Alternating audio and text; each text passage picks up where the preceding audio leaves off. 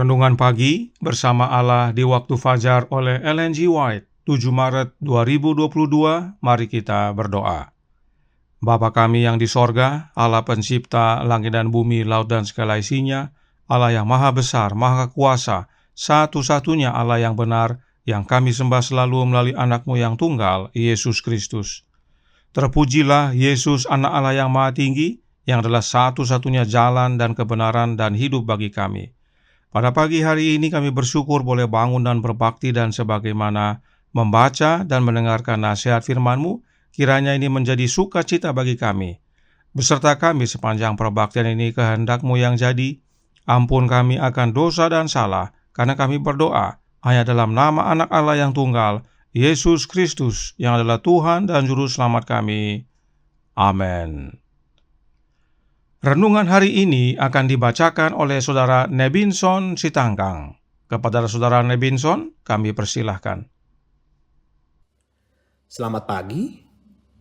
Judul renungan pagi kita pada hari ini adalah Dia tidak mengingat dosa kita lagi.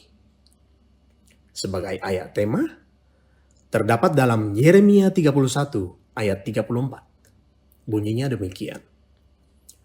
Dan tidak usah lagi orang mengajar sesamanya atau mengajar saudaranya dengan mengatakan, "Kenallah Tuhan." Sebab mereka semua, besar kecil, akan mengenal aku. Demikianlah firman Tuhan. Sebab aku akan mengampuni kesalahan mereka dan tidak lagi mengingat dosa mereka. Sementara Yesus memohon bagi orang-orang yang menerima rahmat-Nya, setan menuduh mereka di hadapan Allah sebagai pelanggar-pelanggar. Penipu besar itu berusaha menuntun mereka kepada keraguan-raguan untuk menghilangkan kepercayaan mereka kepada Allah, untuk memisahkan mereka dari kasih-Nya, dan untuk melanggar hukum-Nya. Sekarang, Ia menunjuk kepada catatan kehidupan mereka yang telah mempermalukan penebus mereka, kepada semua dosa-dosa yang telah digodakannya agar dibuat. Dan oleh sebab semua ini, Ia mengatakan bahwa orang-orang itu adalah rakyat-Nya, pengikut-pengikut-Nya. Yesus tidak memaafkan dosa-dosa mereka, tetapi menunjukkan penyesalan mereka atas dosa mereka itu dan iman mereka. Dan dalam memohon pengampunan bagi mereka, Ia mengangkat tangannya yang telah terluka itu di hadapan Bapa dan malaikat-malaikat suci sambil berkata, "Aku mengenal nama-nama mereka. Aku telah mengukirkan mereka di telapak tanganku." Pekerjaan pengadilan, pemeriksaan, dan penghapusan dosa akan dilaksanakan sebelum kedatangan Tuhan yang kedua kali. Oleh karena orang-orang yang sudah mati akan diadili berdasarkan apa yang tertulis dalam kitab-kitab, maka tidaklah mungkin dosa-dosa manusia dihapuskan sebelum selesai pengadilan di mana kasus mereka diperiksa. Tetapi Rasul Petrus dengan jelas mengatakan bahwa dosa-dosa orang percaya akan dihapuskan agar Tuhan mendatangkan waktu kelegaan dan mengutus Yesus yang dari semula diuntukkan bagimu sebagai Kristus. Bila mana pengadilan pemeriksaan selesai, maka Kristus pun akan datang dan upahnya ada bersama-sama dengan Dia yang akan diberikan kepada setiap orang sesuai dengan perbuatannya. Pada upacara bait suci dunia, imam besar setelah mengadakan pendamaian bagi orang Israel, keluar dan memberkati perkumpulan orang Israel. Demikian juga Kristus. Pada akhir pekerjaannya sebagai pengantara, akan menyatakan dirinya sekali lagi, memberkati umatnya yang menunggu dengan kehidupan yang kekal. Dikutip dari Alfa dan Omega, jilid 8, halaman 506 sampai 508. Demikian bacaan renungan pagi. Tuhan Yesus memberkati. Terima kasih atas penata layanan Saudara Nebinson. Tuhan Yesus memberkati. Selamat pagi, saudaraku dalam Tuhan. Nah, siapakah Dia yang tidak mengingat dosa kita lagi? Allah Bapa tentunya. Ingat prosesi dalam Ka'bah.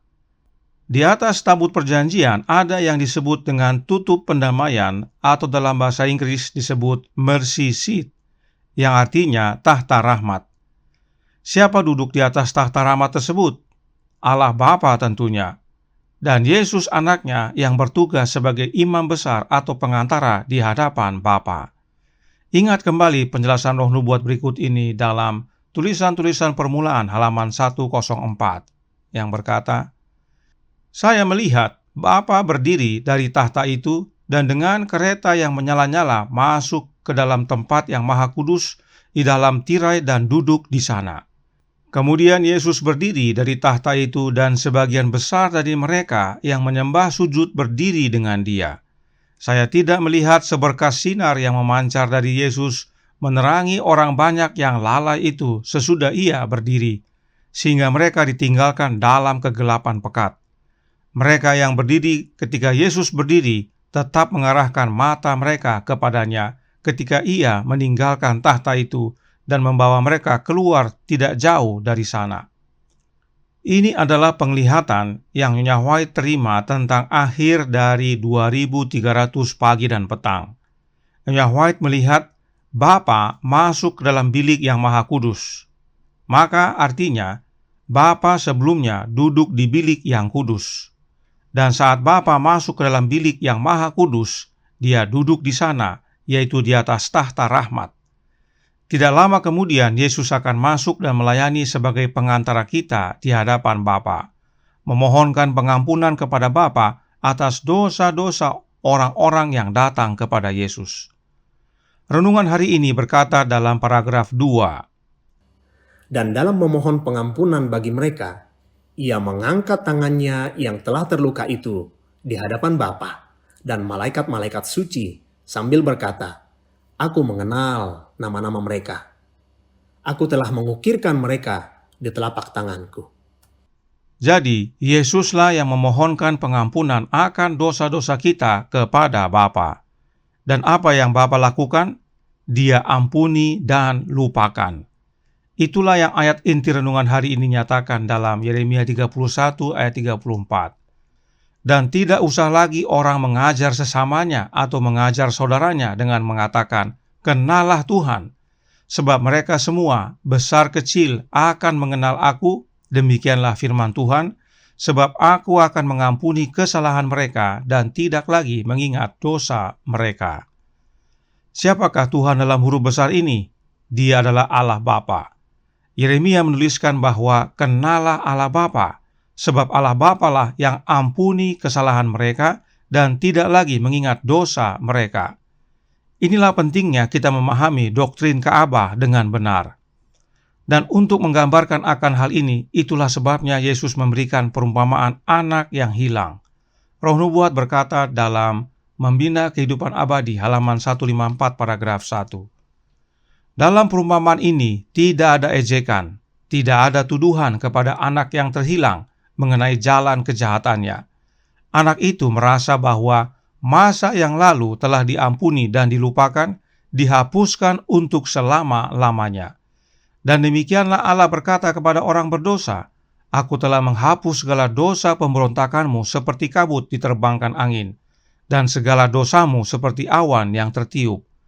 Aku akan mengampuni kesalahan mereka dan tidak lagi mengingat dosa mereka." Baiklah orang fasik meninggalkan jalannya, dan orang jahat meninggalkan rancangannya. Baiklah ia kembali kepada Tuhan, maka Dia akan mengasihinya, dan kepada Allah kita, sebab Ia memberi pengampunan dengan limpahnya. Pada waktu itu dan pada masa itu, demikianlah firman Tuhan, orang akan mencari kesalahan Israel, tetapi tidak didapatnya, dan dosa Yehuda, tetapi tidak ada ditemukannya. Semakin jelas bahwa Allah yang dimaksudkan adalah Allah Bapa. Allah Bapalah yang ampuni kita dan lupakan dosa-dosa kita. Nah, saudaraku dalam Tuhan, renungan hari ini berhubungan erat dengan renungan yang kemarin, tanggal 6 Maret yang membahas tentang hukum Allah ditulis dalam hati kita. Perhatikan penjelasan Roh Nubuat berikut ini dalam Kerinduan Segala Zaman, buku pertama, halaman 98, paragraf 1. Berkata, orang Yahudi mengira karena mereka keturunan Abraham, mereka berhak atas janji ini, tetapi mereka mengabaikan syarat-syarat yang telah ditentukan Allah. Sebelum memberikan janji itu, Ia telah berfirman, "Aku akan menaruh Tauratku dalam batin mereka dan menuliskannya dalam hati mereka. Maka aku akan menjadi Allah mereka dan mereka akan menjadi umatku. Sebab aku akan mengampuni kesalahan mereka dan tidak lagi mengingat dosa mereka." Yeremia 31 ayat 33 dan 34. Kepada suatu bangsa yang dalam hatinya hukumnya tertulis, kasih sayang Allah Bapa dipastikan, mereka satu dengan Dia. Tetapi orang Yahudi telah memisahkan diri dari Allah. Karena dosa, mereka menderita di bawah hukumnya. Ingat, Yesaya 59 ayat 2 menyatakan, "Tetapi yang merupakan pemisah antara kamu dan Allahmu ialah segala kejahatanmu, dan yang membuat Dia menyembunyikan diri terhadap kamu, sehingga Ia tidak mendengar ialah segala dosamu." Jadi, oleh karena dosa-dosa kita menjadi terpisah dari Allah, yaitu Bapa. Namun Allah Bapa tidak tinggal diam.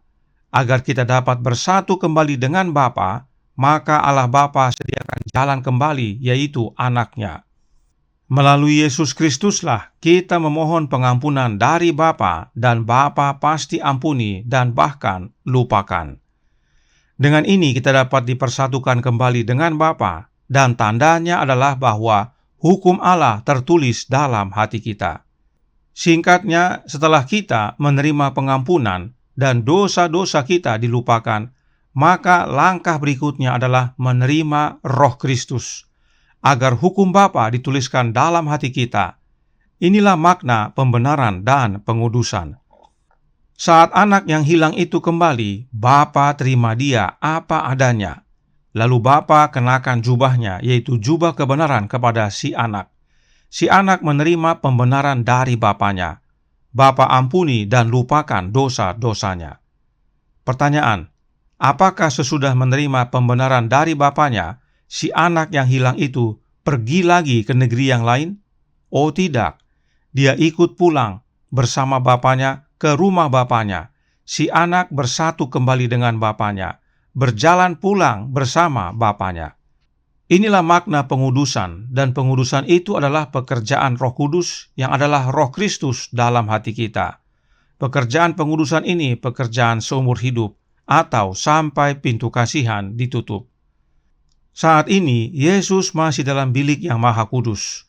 Kita masih dapat memohon ampun akan dosa-dosa kita dan menerima penghapusan dosa, serta hidup kudus oleh menerima Roh Kristus.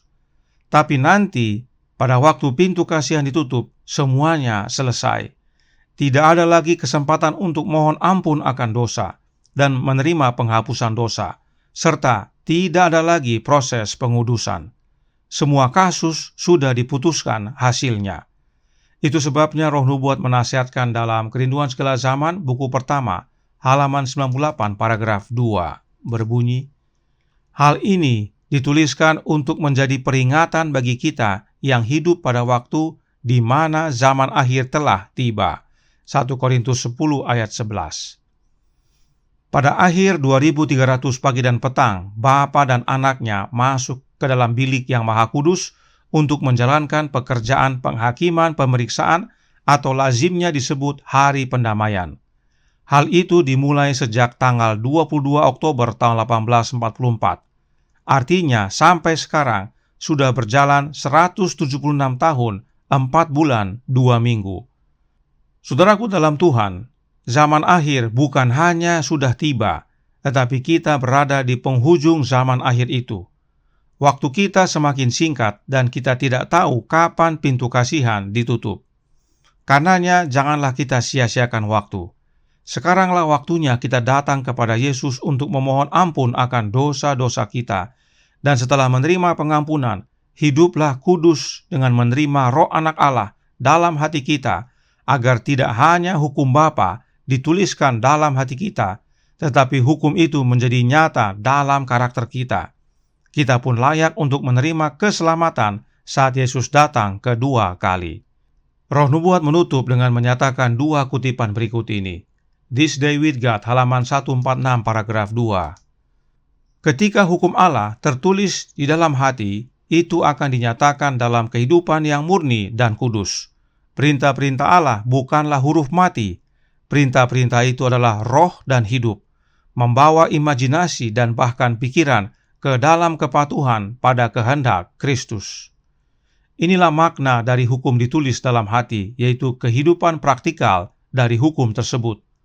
Hukum Allah adalah kudus, benar, dan baik.